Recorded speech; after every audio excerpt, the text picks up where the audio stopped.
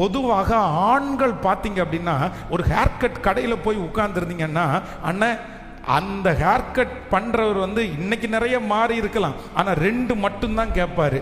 Cutting சேவிங்கா இல்லை saving மட்டுமா இல்லை கட்டிங் மட்டுமா? இந்த ரெண்டு வார்த்தை, கட்டிங்கா சேவிங்கா இல்லை சேவிங் கட்டிங் ரெண்டுமா? இங்கே இருக்கிற பதில், கட்டிங் மட்டும் போதும்னா முடி மட்டும் வெட்டணும்னு அர்த்தம், சேவிங் சேர்த்து பண்ணணும்னா தாடி எடுக்கணும்னு அர்த்தம், இல்லைன்னா தாடி ஒதுக்கணுமான்னு கேட்பாங்க. அவ்வளோதான். போய் அந்த சேரில் உட்கார்ந்தாருன்னா நிறைய பேர் தூங்கியே போடுவாங்க.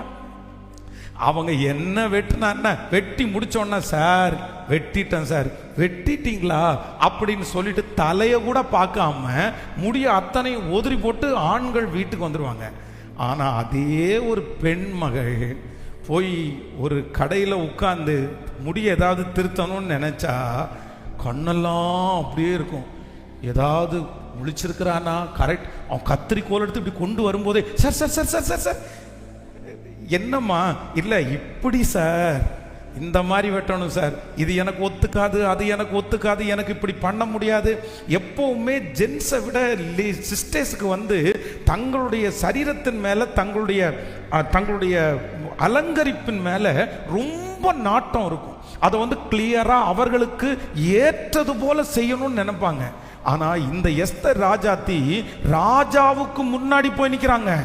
ஒரே ஒரு நாள் தான் அவங்களுக்கு சான்ஸ் கிடைக்கும், அதற்கு அப்புறம் எதுவுமே கிடைக்காது.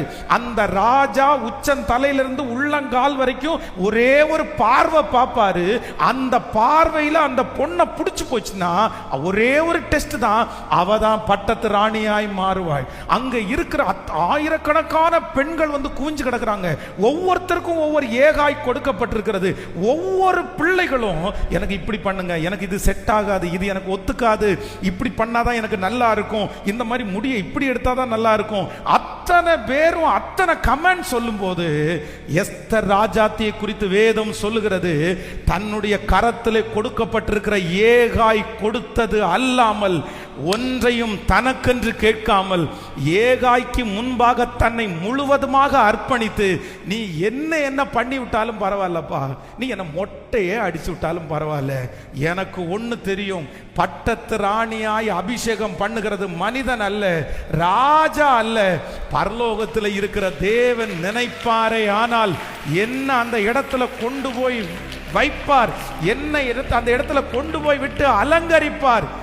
ஆண்டவருடைய பிள்ளைகளே, ஆண்டவர் உயர்த்துவார் அப்படின்ற நம்பிக்கை உங்களுக்கு இருந்துச்சுன்னா நீங்க கண்டிப்பா குறுக்கு வழியில நீங்க செய்ய மாட்டீங்க.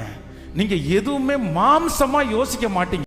என்ன கர்த்தர் தூக்கணும்னு நினைச்சா எவ்வளவு பெரிய குப்பையிலிருந்தும் என்ன தூக்கி ராஜாக்களோட, ஆமென், இந்த கரங்களை தட்டும் போதே ஆண்டவர் வாக்கு கொடுக்கிறார், உங்களை மதிக்காதவங்களை நினைச்சு கவலைப்பட வேண்டாம்.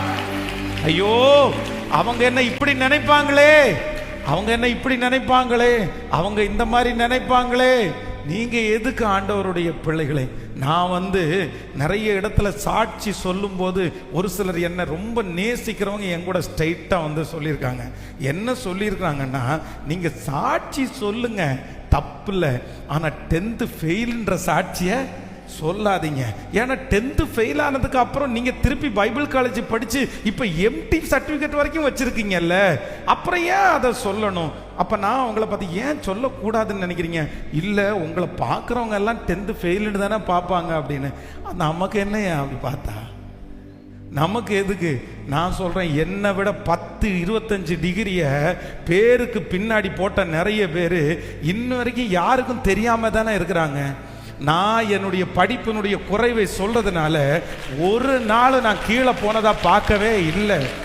நான் உள்ளது அவ்வளவுதான். இதாப்பா என்னுடைய நேச்சர், இதுதான்ப்பா என்னிடத்துல இருக்கிறது, அவ்வளவுதான். என்ன பெருசா நினைச்சு நீங்க ஒன்றும் சொல்ல வேண்டியதில்லை, என்ன பெருசா காமிக்க வேண்டிய அவசியம் இல்லை. நான் நம்புறேன், உலகத்தில் இருக்கிறவனை விட எனக்குள்ளே இருக்கிற இயேசு, உங்களுக்குள்ளே இருக்கிற இயேசு பெரியவர். உலகம் அற்பமாய் பார்க்கிறது நினைத்து கவலைப்படாதீங்க.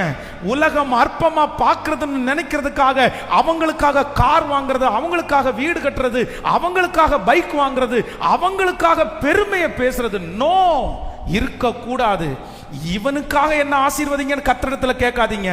ஆண்டவரே நான் உங்களுக்கு முன்னாடி சாட்சியா நிக்கணும், அதுக்காக என்ன ஆசீர்வதிங்கன்னு. மற்றபடி என்னை என்னை எப்பொழுதுமே குறைவாய் பார்க்கிற வரைக்கும் நல்லது.